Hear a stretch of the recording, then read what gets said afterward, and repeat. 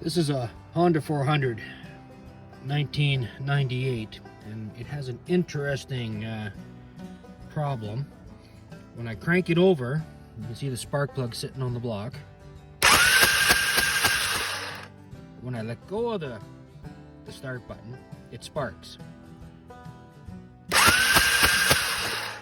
Now, if I crank it over, give it a short pause, and then crank it again, then it sparks.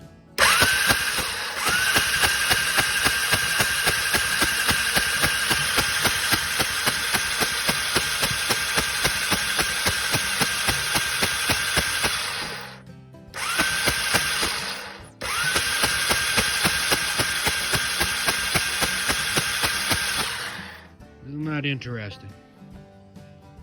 So there's still some gas in the carb, so I'm going to crank it over again and do the same thing.